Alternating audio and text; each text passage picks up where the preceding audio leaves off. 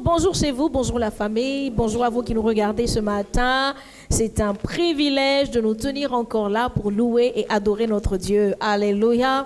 Alors j'espère que vous allez bien de là où vous nous regardez. Ma prière ce matin est que nous soyons tous ensemble, unis par le lien de l'Esprit pour louer et adorer ce Dieu grand, fort, puissant, aimant. Un Père qui est toujours là, un Père qui ne démissionne pas, un Père qui répond à nos besoins. Ce Dieu qui veille sur chacune de nos vies, ce Dieu qui a un plan pour chacune de nos vies et qui, dans sa bonté, l'accomplira certainement. J'aimerais encourager quelqu'un ce matin. Alors si vous croyez à ces paroles, joignez vos deux mains et acclamez ce grand Dieu. Alléluia. Il mérite nos acclamations. Alléluia. Est-ce que nous pouvons ensemble élever nos voix pour bénir Dieu qui nous fait la grâce d'être là, d'être compté parmi les vivants, pour le louer, pour le célébrer ce matin. Seigneur, laisse que nos voix te trouvent ce matin. Laisse que nos actions de grâce arrivent jusqu'à toi. Que ma louange monte vers toi. Alléluia. Que mon adoration monte vers toi. Seigneur, telle est ma prière ce matin. Je prie pour mon frère, je prie pour ma soeur, donc d'être un ce matin par le lien de l'Esprit, pour pouvoir louer ton nom, pour pouvoir adorer ton nom, pour pouvoir t'élever notre Dieu, pour pouvoir, oh Dieu, nous répandre là dans ta présence pour t'exprimer le meilleur sentiment de notre cœur. Pouvoir t'offrir la meilleure expression de notre âme, la meilleure expression de notre adoration ce matin. Mais qui est comme toi, Seigneur? Ton nom est grand. Tu es le Dieu victorieux. Tu es le Dieu puissant qui combat pour nous. Et lorsque les combats, oh Dieu, sont intenses dans nos vies, nous savons que nous pouvons nous reposer sur toi. Alléluia.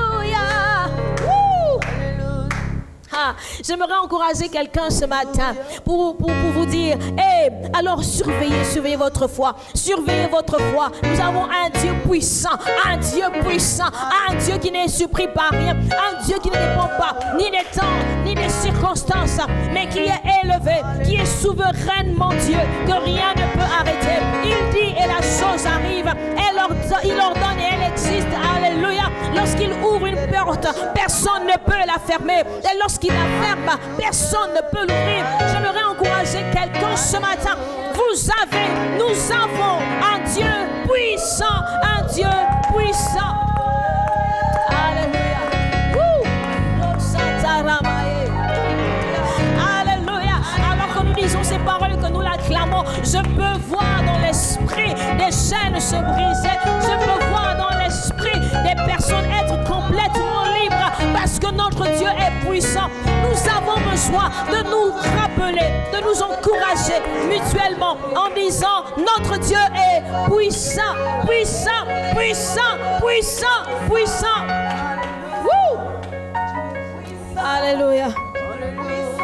Alléluia. Oh, j'aimerais encourager quelqu'un ce matin. Ne laissez pas la dépression vous gagner. J'aimerais encourager une femme ce matin. J'aimerais encourager un homme ce matin pour dire Dieu est assis sur son trône de gloire. Les nations, les royaumes de la terre, les pouvoirs de la terre lui sont complètement soumis. Il n'est surpris par rien. Il tient votre vie dans sa surmain. Alléluia. Est-ce que nous pouvons chanter ce matin?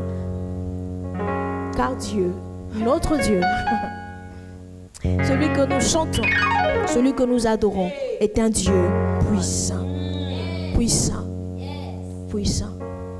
Alléluia. Oui, il est un Dieu puissant, il règne. Il règne sur toutes choses dans nos vies. Tu peux le déclarer ce matin avec assurance. Ton Dieu est un Dieu puissant. Il règne, oui, il règne. Alléluia.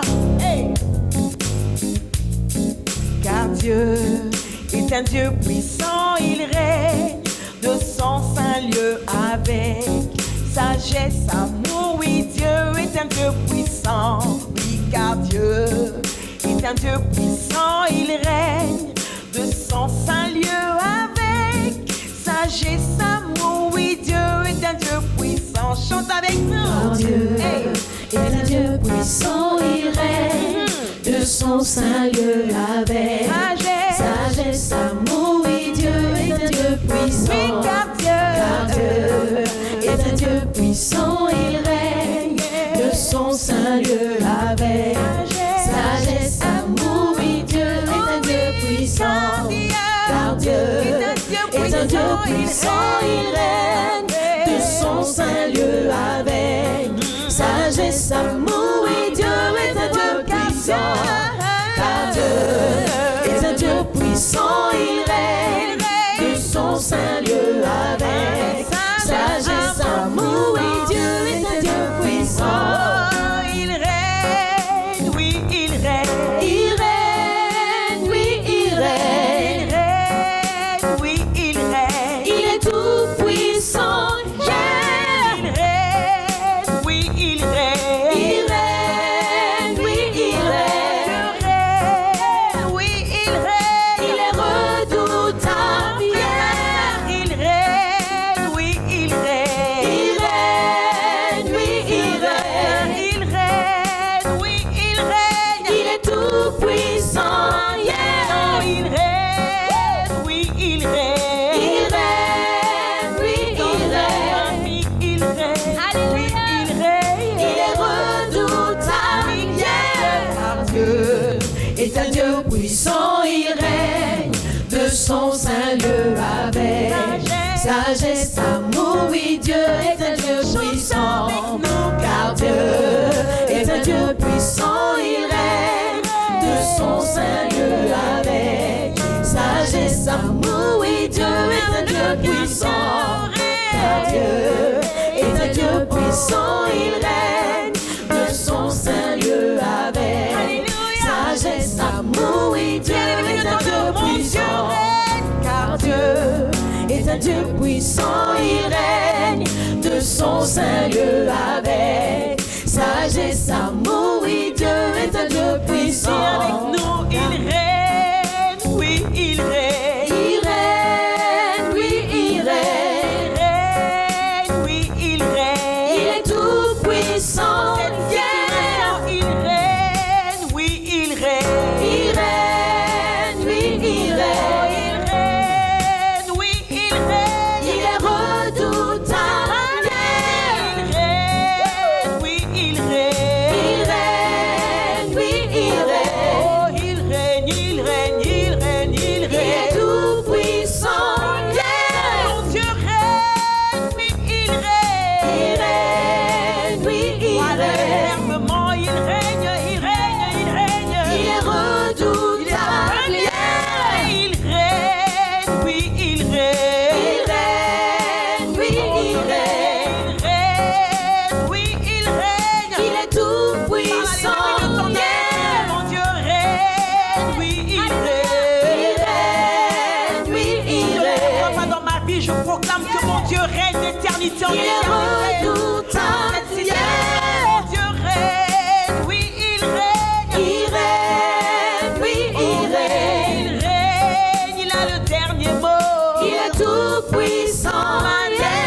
Mon Dieu règne, je le crois. Il règne, oui, il règne. Je le proclame, mon Dieu règne. Il est redoutable. Oui, il règne. Il règne, oui, il règne. Il règne, oui, il règne. Il est tout puissant. Que ton règne vienne ce matin au milieu de nous. Et que ta volonté soit faite, oh Rabbi. Nous t'invitons à régner, Seigneur, oh Dieu, sur toutes choses dans nos vies. Alléluia. Oui, que ton règne vienne. Que ton et que règne ta vienne. volonté soit faite. Alléluia. Ah, Seigneur, comme elle est faite sur la terre, dans Alléluia. le ciel, Seigneur. Que ta volonté, Seigneur, s'impose dans nos vies. volonté vienne. S'impose, Seigneur, Seigneur, notre que ta volonté nation. soit faite dans nos Nous vies. imposons ta Qu'elle soit royauté. faite. Nous imposons Qu'elle ta soit faite dans nos royauté, ta cœurs, seigneurie, qu'elle soit faite Seigneur. dans nos familles, Ta volonté qu'elle soit dans nos faite, oh familles, Dieu, sur dans la cette terre. nation. Oui, qu'elle soit faite, Alléluia. qu'elle soit Cette faite, situation, Seigneur, de Covid, Nous ton règne attendons à vient, toi, Seigneur. nous appelons ton règne. Nous t'appelons, Seigneur. Nous appelons ton règne. Que ton règne vienne, que ta volonté soit faite. Ô notre Père, ô notre Dieu, oui, que ton règne vienne, que ta volonté soit faite. Ô notre Père, ô notre Dieu, que ton règne vienne, que ta volonté, ô notre Père, ô notre Dieu, proclame-le.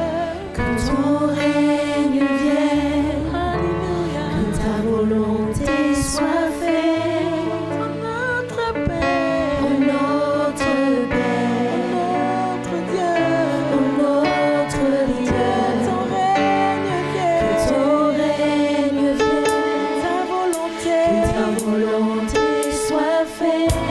notre Père, Ô notre Père, notre Dieu, ô notre Dieu, que ton règne que ton vienne, règne vienne, que ta volonté soit faite. notre Père, Ô notre Père, notre Dieu, ô notre Dieu, que ton règne que ton vienne, règne vienne, que ta volonté soit faite. notre Père, Ô notre Père, notre Dieu, ô notre Dieu, que ton règne vienne, que ta volonté soit faite.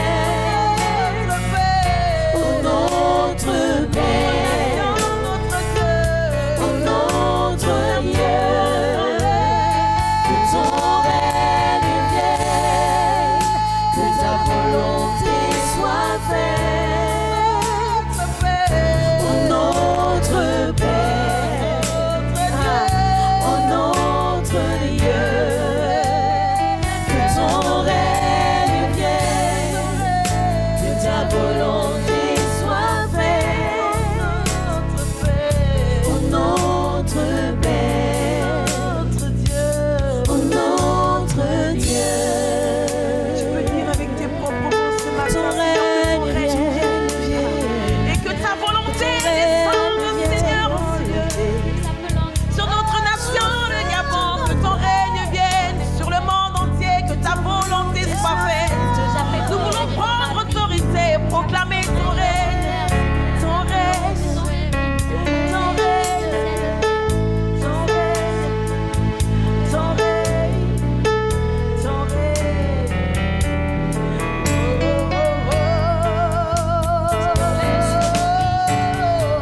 Il manifeste ta volonté parfaite. Ta volonté, Que nos vies manifestent ta volonté parfaite.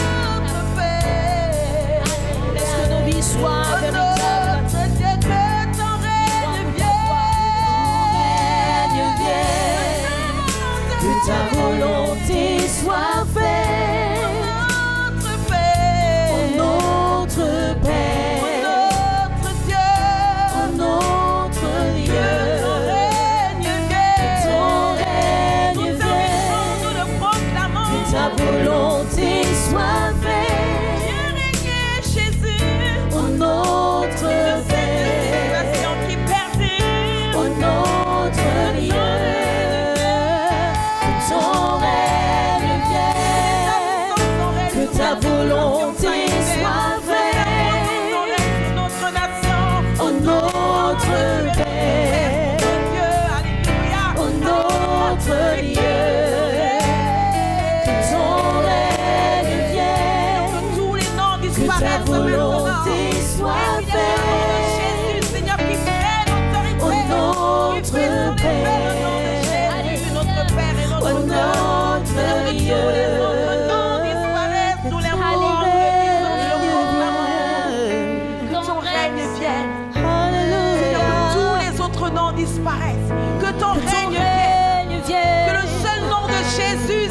oh Dieu, soit, Seigneur, comme un Que ton étendard règne sur vienne. notre nation, comme un étendard dans nos vies. Que tous les autres noms disparaissent. Oh, Que tous les autres noms disparaissent. Jusqu'à ce qu'il n'y ait que toi. Que tous les autres noms disparaissent. Jésus prend ta place. Jésus prend ta place. Que tous les autres noms disparaissent. Jésus, que tous les autres noms disparaissent. Que tous les autres noms disparaissent. Jusqu'à ce qu'il n'y ait que toi. Que tous les autres noms disparaissent. Jésus prend ta place. Jésus prend ta place.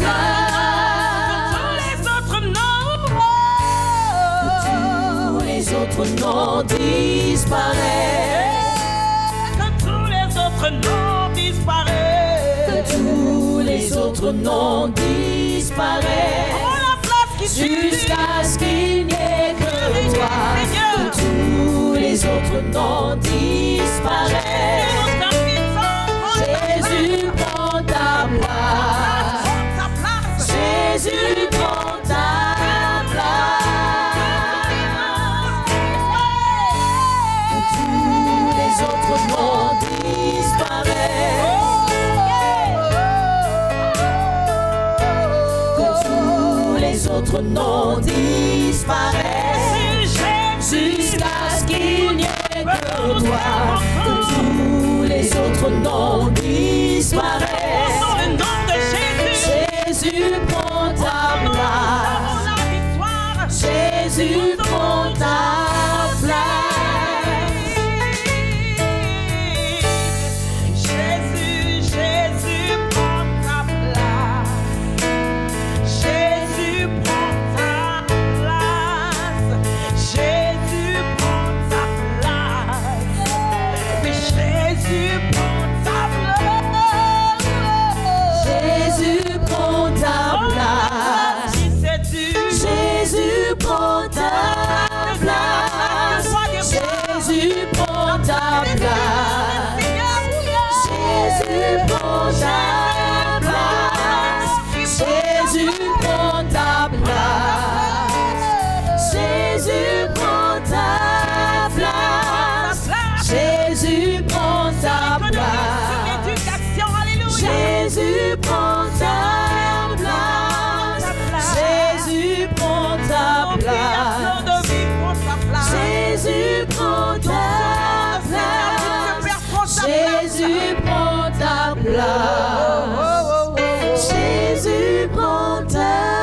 place. Jésus prend ta place. Jésus prend ta place.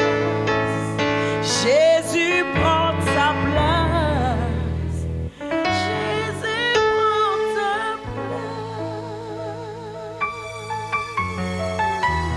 Jésus prend ta place dans la vie de quelqu'un.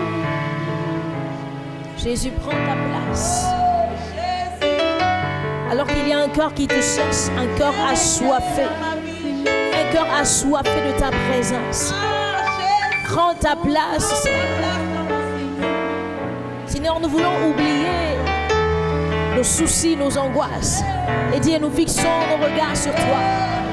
Prends ta place. Prends ta place. Alléluia. Merci Seigneur. Parce que par ta parole, tu établis ton règne en nous. Parce que par ta parole, Seigneur, tu établis ta volonté en nous. Par ta parole, Seigneur, tu prends ta place dans nos vies. Par ta parole, tu prends ta place dans nos vies. C'est la raison pour laquelle nous t'acclamons, Seigneur, ce matin pour ta parole. Alléluia.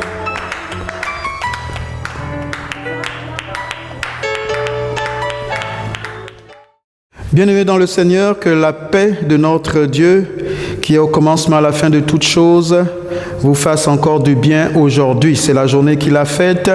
Elle est pour nous un sujet de joie. Il nous a fait grâce et nous voulons apprécier chaque moment et encore plus le moment de la parole. Après un temps de louange, d'adoration, nous sommes heureux que de nous arrêter un instant sur la méditation de sa parole. S'il vous plaît, nous voulons incliner nos têtes dans la prière. Merci, tendre Père. Dispose nos cœurs et nos reins. Merci pour ces moments de méditation et laisse que la gloire soit à toi, ô Dieu, dans le nom de Jésus. Amen. Amen, amen, amen. Bien-aimés, mon message ce jour a pour titre « Le chrétien et la courtoisie ».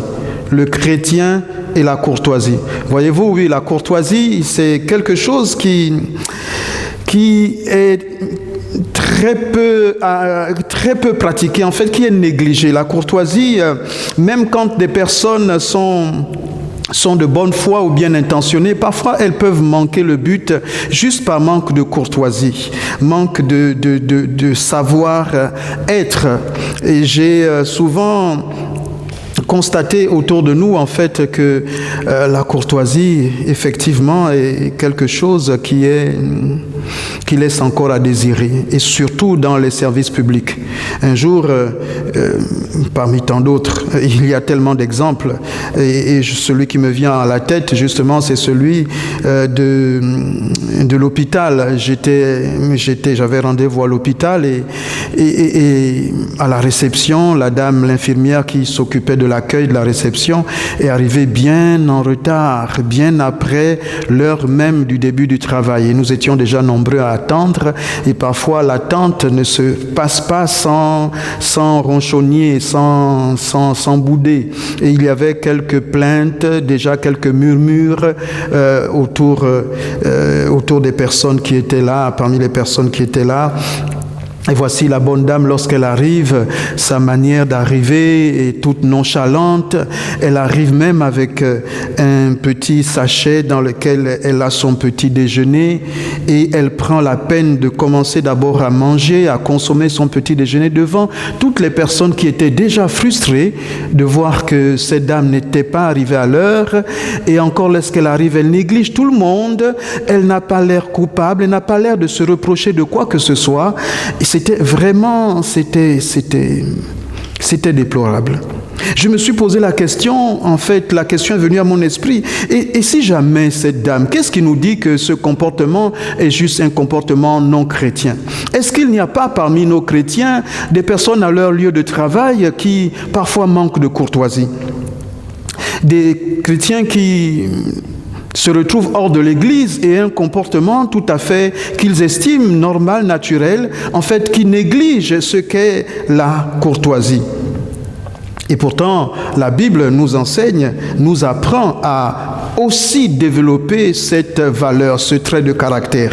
Laissez-moi donc d'abord donner une définition à ce terme. Selon l'Encyclopédie Universalis, on peut définir la courtoisie comme un art de vivre et une élégance morale, une politesse de conduite et d'esprit qui serait fondée sur la générosité, la loyauté, la fidélité, la discrétion. Et elle fait appel donc à la bonté, la douceur, l'humilité. Et lorsqu'elle est donc tournée vers les dames, la courtoisie consiste donc à savoir manifester de la douceur et de l'humilité envers les dames, mais aussi par un souci de renommée, de libéralité, et par aussi le refus du mensonge et l'envie de toute lâcheté. En fait, la courtoisie essaye de se donner en fait une forme d'élégance d'esprit. Et je me suis posé la question, mais en fait, finalement, cette description de l'Encyclopédie Universalis nous fait étrangement penser à ce que l'on pourrait même recommander à un chrétien. Un chrétien n'a-t-il pas besoin, effectivement, de faire preuve de hauteur d'esprit, de moralité, de morale, d'élégance dans le traitement des autres? La Bible le dit en Matthieu au chapitre 5, verset 5. La Bible dit « Heureux ceux qui sont doux, Dans une autre version, heureux les débonnaires, heureux ceux qui sont heureux les débonnaires, car ils hériteront la terre. Ceux qui sont doux, ils hériteront la terre, selon Matthieu chapitre 5, verset 5. Donc ce sermon sur la montagne dans lequel Jésus donne les caractéristiques du croyant, hein, les traits de caractère du bon croyant. Et il dit parmi ceux-là qu'il faudrait être doux, En Matthieu au chapitre 11, verset 29, il dit « Prenez mon joug sur vous et recevez mes instructions, car je suis doux et humble de cœur. » Et vous trouverez du repos pour vos âmes. Jésus lui-même dit qu'il est doux et humble de cœur. Il est doux et humble de cœur. Donc la douceur qui est justement que j'appellerais la courtoisie, la manière d'être, cette douceur qui fait appel à la politesse, encore un autre terme, peut-être la politesse. En Nombre, au chapitre 12, verset 3, on nous dit que Moïse était l'un de ces hommes-là qui étaient des plus doux, qui était l'homme Moïse, verset 3 de Nombre 12. Or, Moïse était un homme fort patient, plus qu'aucun autre sur la surface de la terre.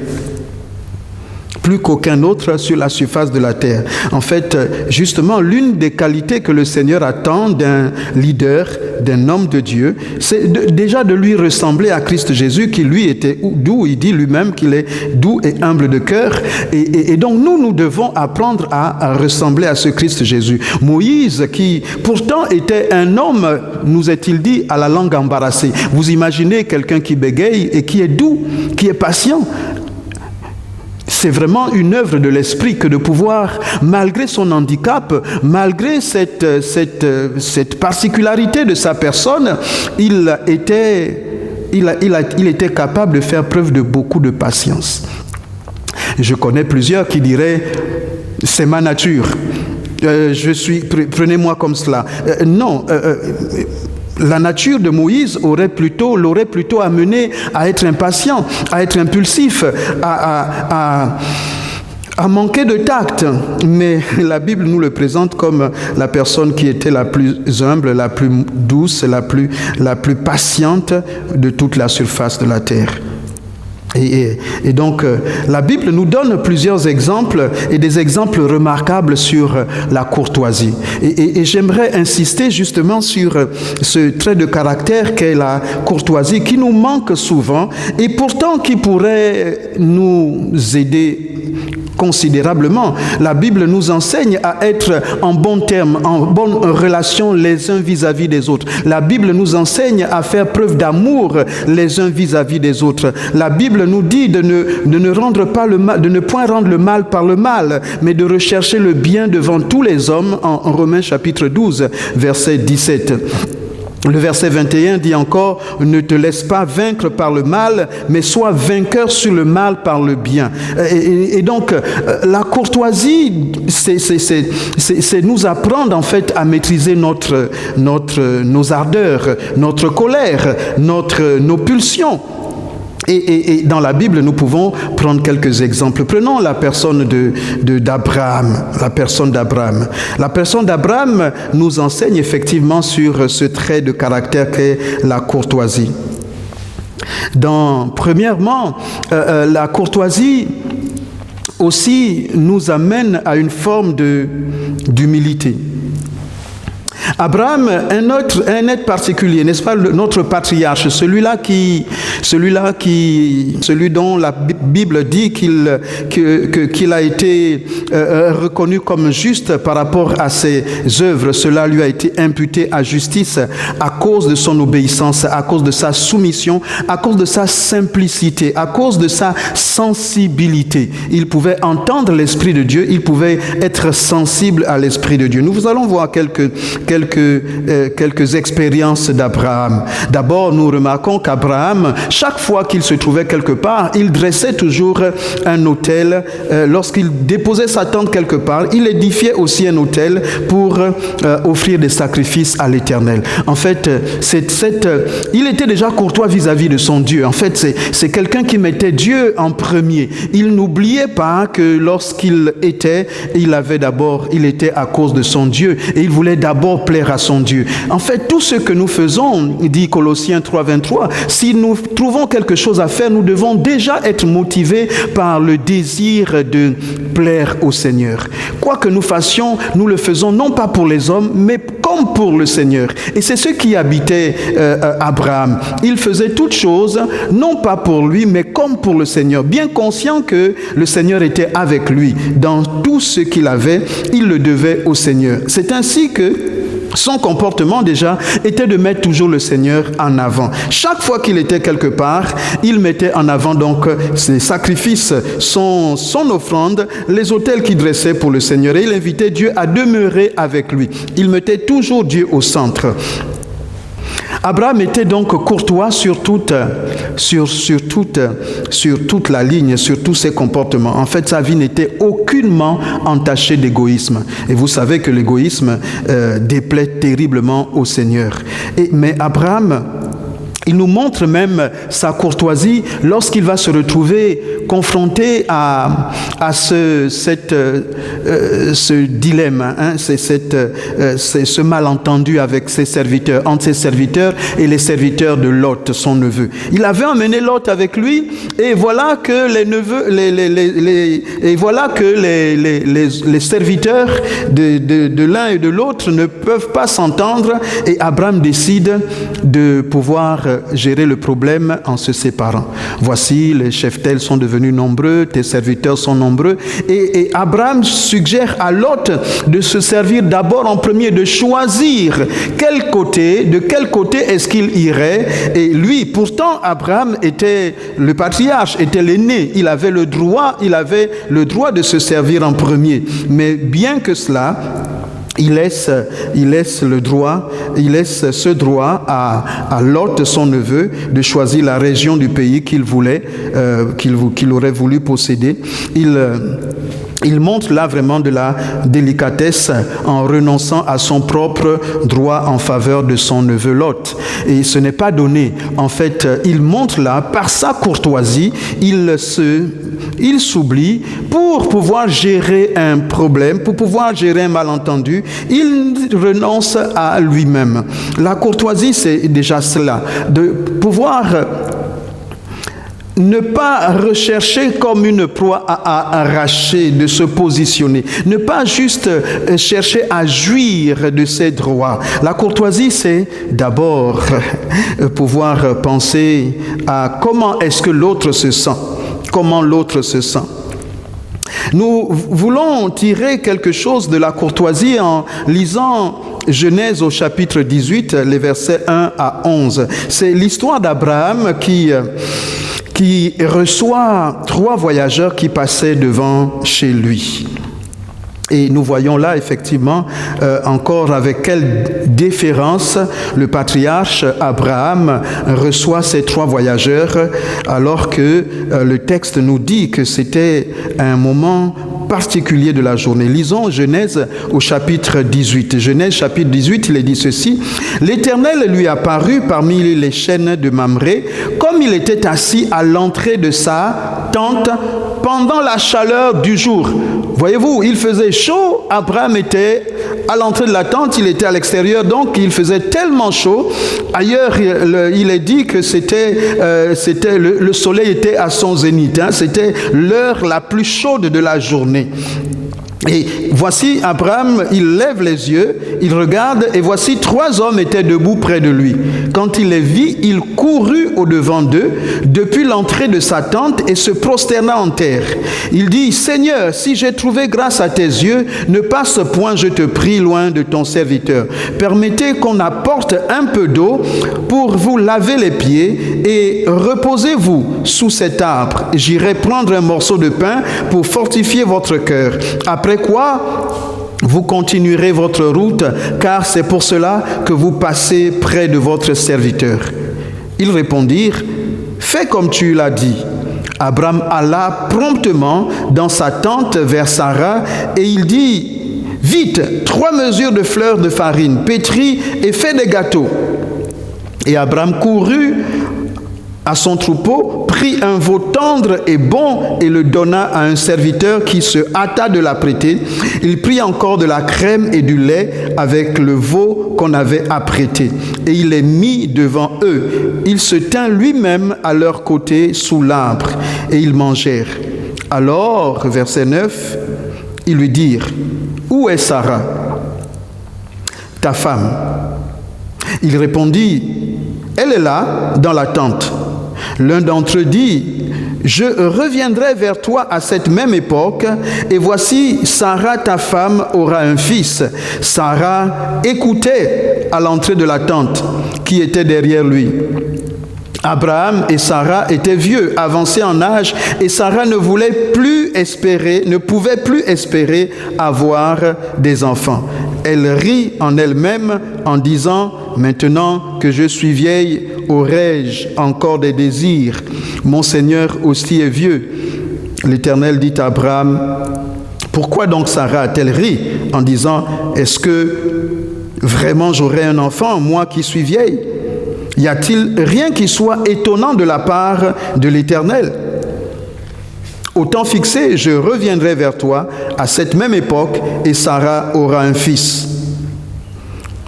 Sarah mentit en disant, je n'ai pas ri, car elle eut peur. Mais il dit au contraire, tu as ri. Ces hommes se levèrent pour partir et ils regardèrent du côté de Sodome. Abraham alla avec eux pour les accompagner. Et nous arrêtons là la lecture. Nous voulons juste parler de cette capacité d'Abraham de pouvoir saisir l'instant et de manifester de la courtoisie, de l'hospitalité, de la déférence pour autrui, vis-à-vis d'autrui. Voici donc 3 personnes. Le texte nous dit que ce sont 3 hommes qui se présentent. Un moment, le texte dit c'est l'Éternel, un autre moment, ce sont 3 hommes. Mais une chose est sûre, c'est que ces 3 hommes physiquement qui sont devant Abraham, mais Abraham discerne dans ces 3 hommes une forme de théophanie, discerne Dieu dans ces 3 hommes. Et donc, physiquement, on voit 3 hommes. Physiquement, on voit 3 hommes. En fait, Abraham, s'il n'était pas sensible, s'il n'était pas conduit par l'esprit, s'il n'était pas intime de Dieu, s'il n'était pas sensible à ce que Dieu fait, il aurait vu 3 hommes. En fait, Sarah, de toute façon, dans sa tente, voyait 3 hommes. Et donc, c'est pourquoi, un peu quelque part, Sarah rit dans son cœur. Vous savez, lorsque nous lisons le texte, Sarah n'a pas un ri aux éclats. Mais ces 3 hommes qui étaient Dieu, qui étaient une théophanie, ils ont la capacité d'entendre même le cœur. Et donc, ils dévoilent les sentiments, les pensées de Sarah. Sarah a ri au-dedans d'elle. Elle a pensé au-dedans d'elle qu'elle était trop vieille. Mais elle ne mesurait pas l'ampleur de la visite qui était la sienne. Mais Abraham mesure. Il voit des hommes passer et il distingue qu'au travers de ces hommes, il y a quelque chose dans mon attitude qui pourrait changer. Voici, le Seigneur est en train. Vous voyez, parfois, lorsque nous n'avons pas la courtoisie, effectivement, nous pouvons rater des occasions de visitation. La Bible nous dit que certains, avec l'hospitalité, ont accueilli des anges. C'est le cas là pour Abraham. Abraham manifeste de la courtoisie, de l'élégance dans son comportement vis-à-vis de personnes étrangères qui passent. Et pourtant, il faisait très chaud. Il pouvait se dire vraiment, je ne suis pas disposé, je n'ai pas le cœur à cela, je n'ai pas la tête à cela. Il y a parfois dans nos vies des moments où nous sommes moins disposés. Nous sommes moins disposés à faire le bien. Nous sommes moins disposés à être serviables. Nous sommes moins disposés. Mais parfois, c'est à ce moment où nous sommes le moins disposés, le moment où il fait le plus chaud, le moment où le soleil est à son zénith. Vous savez, vous avez remarqué, je ne sais pas si vous avez remarqué que les habitants des pays chauds, les pays très chauds, ces personnes qui sont souvent exposées au soleil sont très nerveuses, sont très irritables. Elles ne sont pas toujours disposées à la courtoisie. On transpire, on ne veut pas être embêté, on ne veut pas être agacé, on ne veut pas être dérangé, on ne veut pas être bousculé. Et c'est ainsi que nous remarquons dans nos pays, justement, que les gens manquent facilement de courtoisie parce que le soleil tape sur leur tête constamment. Ils manquent de courtoisie. Ils n'arrivent pas à se surpasser, à dépasser les circonstances pour essayer de faire sortir la courtoisie d'eux, comme le cas d'Abraham. Il est courtois, la Bible dit, pourtant le soleil était à son zénith, mais il manifeste de la courtoisie. Il s'empresse. Il va voir sa femme et à sa femme il dit, vite, allez, fais-moi vite un gâteau. Sa femme, heureusement, s'exécute aussi. Il s'en va vers son troupeau et il prend une des plus belles bêtes et la donne à son serviteur qui va la prêter parce qu'il veut faire du bien à des étrangers. Est-ce que nous sommes disposés à pouvoir faire du bien à l'étranger? Faire du bien, c'est cela la courtoisie. La courtoisie consiste à savoir être disposé à faire du bien. Disposé. Savoir se comporter vis-à-vis de ceux qui sont autour de nous. Alors, j'aimerais juste relever quelques points qui caractérisent la courtoisie. Premièrement, donc, avoir de la considération pour les autres. La courtoisie, avoir de la considération pour les autres. Vous savez, souvent, lorsque nous sommes dans des situations, on peut considérer comme acquis le service des autres. Ce n'est pas parce que les autres sont à notre service. Vous vous retrouvez par exemple dans un restaurant et comment est-ce que vous traitez, comment est-ce que vous vous comportez vis-à-vis du service de ceux qui sont en train de faire les serveurs? Comment vous vous comportez vis-à-vis des serveurs dans un restaurant? Il y a des personnes qui vont considérer que c'est un droit acquis. Et d'ailleurs, elles font leur travail. D'autres vont même pousser le bouchon loin de pouvoir taquiner, parler de façon vulgaire ou de façon condescendante, manquer de considération vis-à-vis du serveur. Avoir de la considération pour les autres, c'est déjà lorsque quelqu'un vous sert. Est-ce que vous êtes compréhensif ou bien vous êtes exigeant? Est-ce que vous vous mettez à la place de la personne qui vous sert? Et c'est déjà là d'abord, premièrement, la personne qui reçoit le service doit déjà aussi se dire, est-ce que cette personne, elle n'est pas submergée, elle n'est pas dans une crevasse? Est-ce que cette personne n'est pas... remarquez lorsque c'est un jeune stagiaire, alors nous allons à la banque ou alors nous sommes à la caisse. Nous sommes à la caisse et nous remarquons que le caissier là, c'est un apprenti. Il n'est pas encore au point et il ne calcule pas très vite. Ou à la banque, le guichet là va beaucoup plus lentement parce que celui-là, c'est un stagiaire. Et d'ailleurs, on voit son manager derrière lui qui est en train de lui expliquer le travail. Quelle est notre attitude? Nous avons plutôt tendance à être aigris, exigeants et impatients vis-à-vis des autres. Et alors que tout le monde a le droit de grandir, d'apprendre. Voici un stagiaire, il faudrait qu'il apprenne, il faudrait qu'il bénéficie de votre patience pour qu'un jour il devienne expert et puisse mieux vous servir. Mais lorsque nous râlons et nous ne sommes pas en bénédiction. Est-ce que vous savez quel est le stagiaire qui est en train de se mêler les pinceaux derrière son guichet? Peut-être que demain, il est celui-là qui va vous décanter une situation. Peut-être c'est lui qui va vous monter votre crédit pour la construction de votre maison, pour l'acquisition de tel projet d'entreprise, je ne sais. La façon dont vous l'aurez traité, il s'en souviendra. La patience que vous allez manifester vis-à-vis de lui, certainement peut ouvrir une porte. Ou alors, lui aussi, dans sa frustration, il peut développer de l'amertume. Il peut développer des mauvais sentiments parce que vous avez manifesté un manque de patience, un manque de tolérance. C'est normalement les chrétiens, en fait, qui devraient changer la donne de la société. On se plaint un peu de la société lorsque nous regardons les comportements des gens dans leur service, dans leur façon de servir ou dans la façon de recevoir le service. Mais je me projette en disant, mais qu'est-ce qu'il en est pour les chrétiens? Est-ce que les chrétiens font la même chose? Est-ce que les chrétiens réagissent de la même façon à la banque, de la même façon à la caisse, de la même façon derrière un guichet, de la même façon que tout le monde? Parce que nous avons l'Esprit de Dieu. Philippiens 2, versets 4 à 5 dit que chacun de vous, au lieu de regarder ses propres intérêts, regarde aussi ceux des autres. Que votre attitude soit identique à celle de Christ Jésus.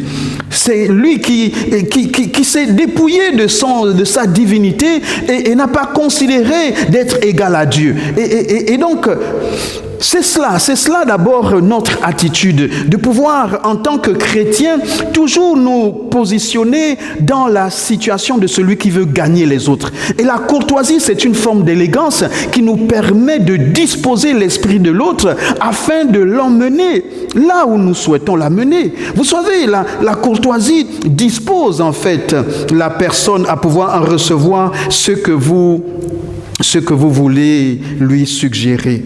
Avoir de la considération. Avoir de la considération. Il y a des personnes qui, lorsque elles ont eu un service au restaurant, ne pensent jamais à donner de pourboire. Ne pensent jamais. Ils se disent, non, nous avons... Mais c'est une culture peut-être occidentale, mais aujourd'hui, le monde est devenu un village. Le monde est devenu un village. Nous avons les mêmes restaurants, nous avons les mêmes pratiques. La culture devient internationale. On ne vit plus juste par rapport aux us et coutumes traditionnelles ou ancestrales. Nous vivons aussi par rapport au modernisme. Et donc, quelqu'un qui est au service... est encouragé par rapport au pourboire que vous allez donner. Il ne doit pas être motivé et conditionné justement. Et c'est là, lorsque nous nous mettrons du côté de celui qui sert, il faudrait servir de façon désintéressée. Mais nous sommes en train de parler de votre capacité à recevoir le service. Du côté de celui qui reçoit le service. Il ne faut pas que notre service que nous recevons soit comme quelque chose d'acquis, et au point où parfois nous oublions de dire merci. Parce que c'est acquis. Regardez, comment est-ce que nous nous tenons lorsque nous sommes dans un lieu public pour un service public? Parfois nous oublions de dire merci, bonjour, au revoir. Oui, donc je disais juste, avoir de la considération pour les autres, c'est important, la courtoisie, avoir de la considération pour les autres. Deuxièmement, être serviable. Être serviable. Être serviable. C'est encore Abraham qui nous parle un peu de cela. Je parlais déjà de notre capacité à pouvoir faire du bien à celui qui nous sert. Être serviable, c'est pouvoir écouter en fait. Lorsque Abraham va acheter la sépulture de sa femme Sarah, et qui va être la sépulture pour sa famille, il va faire preuve en fait de tact. Voici qu'Abraham, il est dans le deuil. Vous voyez, l'histoire se trouve en Genèse au chapitre 23. Vous pourrez lire les versets 1 à 20. Lorsque Abraham demande au fils de Heth de pouvoir lui vendre le champ, et le responsable lui propose d'abord le champ disant qu'il va le lui offrir. Et puis Abraham insiste en disant qu'il voudrait pouvoir payer le prix du champ. Et lorsque vous lirez l'histoire, vous comprendrez. Il fixe le prix de façon diplomatique. Et Abraham comprend que voici le prix du champ. Lorsqu'on lit à première lecture, lorsqu'on lit très vite, on croit véritablement que il pouvait ne pas acheter ce champ. Mais en vérité, la courtoisie est une forme aussi d'élégance. En fait, une forme de savoir-être, une forme de savoir-vivre. Ce qui manque parfois à nombreux, je m'adresse aux chrétiens, parfois on est plus prompt à recevoir. Vous voyez, dans cet exemple d'Abraham, Abraham était dans le deuil. Abraham est dans le deuil. Il a perdu, pas une moindre personne, il a perdu son épouse. Celle avec qui le Seigneur lui a donné la promesse de sa destinée, de sa descendance. Il vient de perdre sa femme Sarah et il veut une sépulture pour elle. Et voilà, il est affligé. Mais dans son affliction, Abraham reste un gentilhomme. Abraham reste quelqu'un de serviable. Vous savez,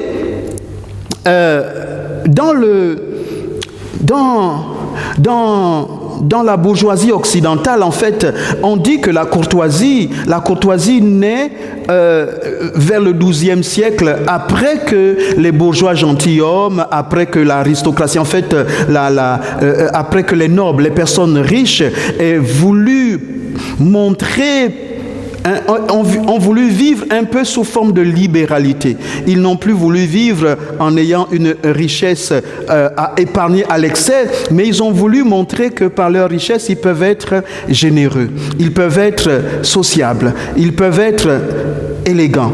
Et donc, c'est là que l'on parle de courtoisie dans la noble classe. La courtoisie, c'est donc toutes ces formes élégantes de moralité pour savoir être avec les autres et faire profiter aux autres aussi de ce que l'on est, de ce que l'on a. La courtoisie. La courtoisie, vous savez, dans l'homme primitif, l'homme à l'état primitif a d'abord tendance à être machiste, sexiste, n'est-ce pas? Et la femme, il épouse une femme juste pour que celle-ci lui donne des enfants. Et ça c'est la tradition, c'est l'homme traditionnel, hein? L'homme de la première ère. Et quand il évolue, il se rend compte que finalement, mais la femme, je suis gagnant à pouvoir traiter la femme de façon plus honorable, plus responsable.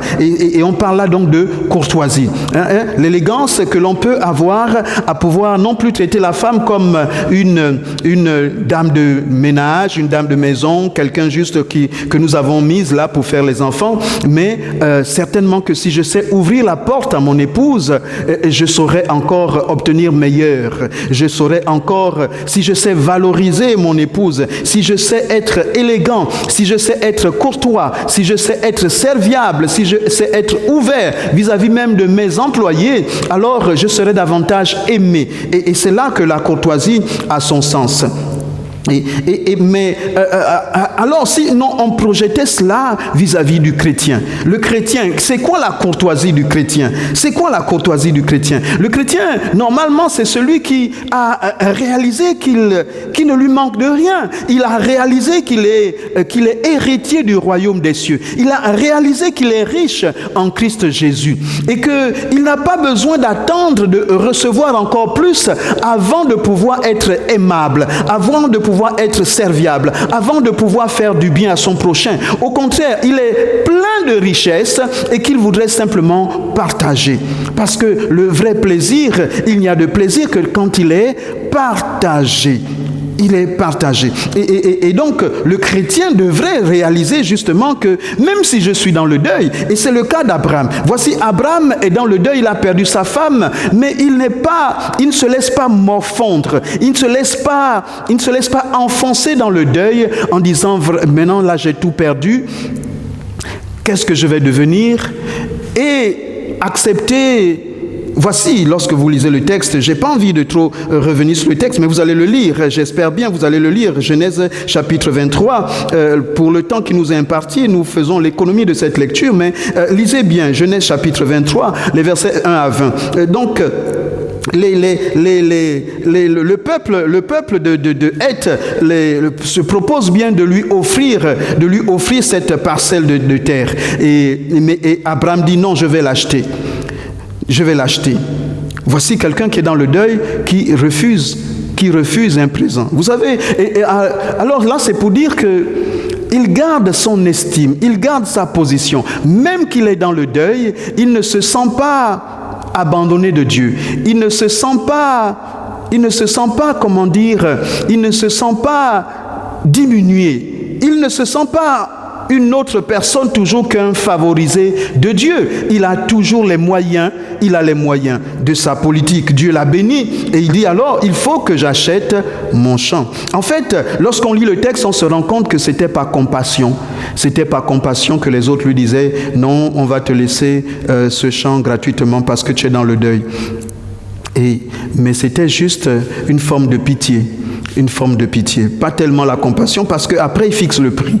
Et donc Abraham, dans sa subtilité, Abraham comprend que même si je suis affligé, je dois pouvoir faire face à toute situation. Oui. C'est pour dire que tous les cadeaux ne sont pas bons à prendre. Tous les cadeaux ne sont pas des bénédictions. Tous les cadeaux ne sont pas forcément les bienvenus. Il y a des efforts que le Seigneur attend. Le Seigneur t'a donné les moyens d'avoir quelque chose. Ne te dis pas, bon, si je peux l'avoir gratuitement, tant mieux. Et tout ce qui est gratuit n'est pas forcément une bénédiction. Est-ce que tu peux comprendre cela? Tout ce qui est gratuit n'est pas forcément une bénédiction. Dieu te donne les moyens d'acquérir quelque chose. S'il te dit de payer, tu as les moyens de payer, paye, c'est une bénédiction pour toi aussi de payer. Il n'est pas obligé que tu reçoives tout cadeau. Et c'est le texte en fait, être serviable. Voici quand tu payeras, alors tu honores aussi ton Dieu en sachant que l'autre aussi a besoin. L'autre aussi a besoin du prix de cette terre. Ce n'est pas toi seulement qui as les problèmes. Il y a des gens qui savent seulement recevoir. Et quand les autres sont dans les problèmes, ils ne savent pas être, participants pour soutenir les autres, mais elles veulent toujours recevoir. Elles ont tous les moyens toujours pour recevoir. Et ce n'est pas une bonne attitude.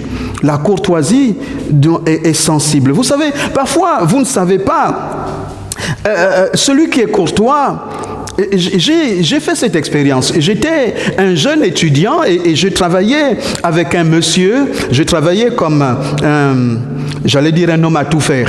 Je travaillais dans un hôtel à la réception, mais à la réception, j'étais capable de garder l'hôtel les vacances et on se débarrassait même des femmes de ménage, ou alors la femme de ménage venait de façon épisodique, et alors là, j'étais vraiment homme à tout faire. Et donc, après la réception, les clients, je pouvais aller leur servir le petit déjeuner, et je pouvais même arranger une chambre lorsque j'avais fini avec l'autre tâche. Le soir, je pouvais encore faire quelques chambres si c'était nécessaire pour que les chambres soient louées. Voilà, le petit matin, après avoir travaillé dur, le patron est avec moi. Il avait cette habitude, j'ai remarqué, monsieur, je ne vais pas dire son nom ici, il avait cette habitude. Vous voulez un yaourt, non? En fait, il vous propose quelque chose. Vous voulez un jus? Non. Il vous propose quelque chose et puis il a déjà dit non à la fin. Donc, en fait, vous n'avez même pas le temps de dire oui. Vous ne pouvez pas accepter sa proposition parce que lui, au-dedans de lui, il a déjà... En fait, il vous pose la question pour que vous disiez non finalement. Il y a des personnes comme ça, peut-être elles ne se rendent pas compte, mais elles suggèrent juste par principe, mais ce n'est pas une vraie courtoisie, ce n'est pas une courtoisie de cœur. Tu vas manger, ou bien, on ne dit pas à quelqu'un tu vas manger, on insiste, on fait la table, et puis on lui dit la table est prête, et madame est servie, monsieur est servi, mais je te fais manger, tu vas... non, il y a des façons, lorsque vous êtes serviable, il y a des façons de faire pour amener la personne. Vous savez, il y a des personnes aussi compliquées. Il y a des personnes qui, justement, quand elles ont été habituées à ce qu'on leur suggère avec un non à la fin, elles se disent, est-ce que vraiment c'est une vraie suggestion? Est-ce que la personne veut vraiment que je dise oui? Est-ce que c'est vraiment un service? Rester aimable, ce n'est pas toujours évident. Il y a des personnes qui sont aimables de façade, juste par protocole. Mais au-dedans d'elles, tout de suite, on perçoit que si vous dites oui, ça l'agace. Elle ne s'attendait pas à ce que vous acceptiez. Et donc Abraham, lui, n'accepte pas d'acheter ce champ parce qu'il sait qu'en vérité, vaut mieux, il n'accepte pas, de prendre ce champ cadeau, de prendre ce champ gratuitement, mais parce qu'il sait que ce champ a un prix et qu'il faut l'acheter parce que le Seigneur m'a donné les moyens de le faire. Et à contrario, il faut aussi savoir quand est-ce que vous proposez à quelqu'un de tout votre cœur. Parce que la personne peut sentir que là, vous lui proposez, mais ce n'est pas de tout votre cœur, ce n'est pas sincère. Vous voyez, être courtois, c'est savoir mettre la personne à l'aise. Quand vous lui proposez quelque chose, elle doit sentir que c'est de tout votre cœur. Petite exhortation, belle-fille ou belle-maman, ou beau-fils ou beau-papa. La courtoisie, c'est cela. On doit la sentir sincèrement émaner du cœur. On doit vous sentir aimable. La Bible dit, je pense l'avoir lu quelque part, La Bible dit, ne rendez à personne le mal pour le mal, recherchez le bien devant tous les hommes. Ne rendez à personne le mal pour le mal. Proverbe chapitre 16, verset 32 dit ceci. La lenteur à la colère vaut mieux que l'héroïsme. Mieux vaut être maître de soi que s'emparer de ville. Proverbe 16, verset 32. En fait, restez aimable, restez courtois, restez zen et ne pas s'emporter. C'est cela le deuxième conseil que je tire de la courtoisie. Le troisième et le dernier que je peux laisser ici, c'est de dire qu'il faudrait, la courtoisie nous amène à accepter la critique. La courtoisie nous amène à accepter la critique. Les gens sont souvent, en tout cas sous l'équateur, sous le soleil ardent. Les gens sont souvent sur la défensive. Il fait chaud. Je crois que c'est ça qui caractérise un peu les peuples qui sont sous l'équateur. Il fait chaud et on n'est pas toujours prompt à accepter un reproche, à accepter une contradiction. Lorsque quelqu'un vous reprend, soyez accessible et disposé à changer.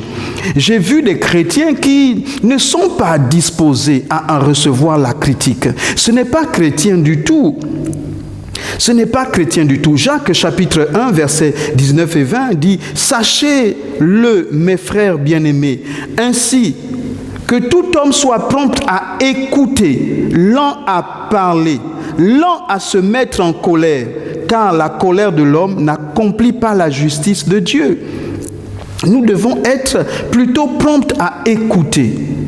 La difficulté du croyant est parfois d'écouter.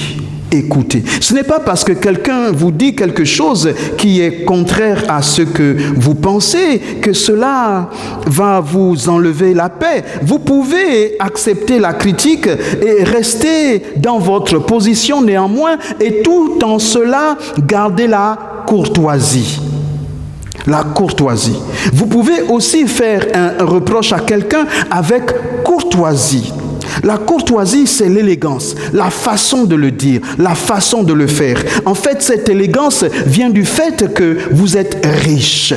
Le riche veut montrer que sa richesse n'est pas pour écraser les autres, sa connaissance n'est pas pour écraser les autres, mais pouvoir être une source de bénédiction.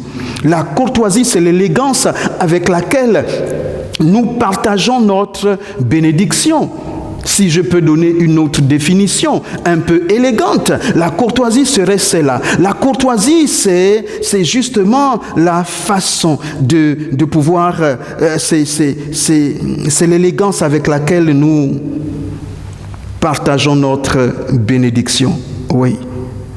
Il faudrait déjà être conscient que nous sommes bénis. Si nous sommes bénis et que nous sommes contredits par quelqu'un et nous sommes convaincus que la personne, ce qu'elle nous dit n'est pas totalement juste, nous la prenons avec le sourire, nous prenons cette critique avec le sourire, nous prenons du recul et acceptons et parce que nous voulons amener la personne quelque part, nous lui montrons de l'attention, de l'écoute, de l'estime, et puis nous avançons toujours ensemble et trouvons peut-être une autre occasion pour lui suggérer un autre point de vue. Ou alors, il faudrait aussi accepter que l'autre peut avoir vu quelque chose d'une autre façon qui peut nous être profitable. Il n'y a pas quelqu'un qui puisse avoir la science infuse. Si quelqu'un considère qu'il sait tout, cette personne est dangereuse.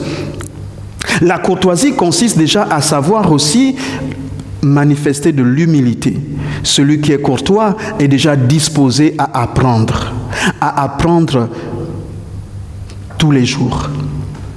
Oui, la courtoisie consiste aussi à savoir que l'on peut encore apprendre quelque chose de l'autre. Mais quand quelqu'un est dans une position où il ne peut plus rien apprendre, c'est quelqu'un de dangereux. Si nous avons le royaume des cieux, les amis, les gens devraient accourir à nous. Les gens devraient avoir envie. La Bible ne dit-elle pas que c'est vous, les chrétiens, qui êtes le sel de la terre et la lumière du monde? Mais le sel, elle donne de la saveur. Le sel donne de la saveur. Mais comment est-ce que nous devons donner de la saveur, une saveur piquante, une saveur qui va irriter, une saveur qui va repousser? Non, c'est une saveur qui doit être attrayante. Nous devons être cool entre chrétiens. Un chrétien doit être cool. Un chrétien doit rassurer. Un chrétien doit mettre à l'aise. Un chrétien est celui qui a l'héritage. Donc, il doit rassurer celui qui a la connexion. Il doit rassurer. Comment un chrétien peut manquer de courtoisie? Comment? Même si le soleil tape sur ta tête, sois un Abraham, sois un fils de la promesse. Un fils de la promesse peut distinguer qu'au travers de ces hommes-là, il y a une visitation. Il y a une visitation. Nous manquons beaucoup de buts et de coches parce que nous nous enfermons sur nos états d'âme, sur nos sentiments. Alors que Dieu nous dit qu'il est dans le prochain. Aime le Seigneur ton Dieu de tout ton cœur et aime ton prochain comme toi-même. En aimant ton prochain, en étant courtois vis-à-vis du prochain, tu peux toucher le cœur de Dieu. Dieu peut te répondre au travers d'un acte posé, au travers d'une courtoisie manifestée vis-à-vis de ton prochain. Il y a un miracle dans la courtoisie. Et pourtant, c'est ce que nous négligeons souvent. Regardez dans les lieux publics. Comment se comportent les chrétiens dans les lieux publics? Vous êtes dans un service public, vous travaillez à l'hôpital, vous êtes à l'accueil, vous êtes femme de ménage, technicien de surface dans un lieu public. Comment est-ce que vous passez la serpillière? Comment est-ce que vous vous comportez dans votre service? Sans la courtoisie.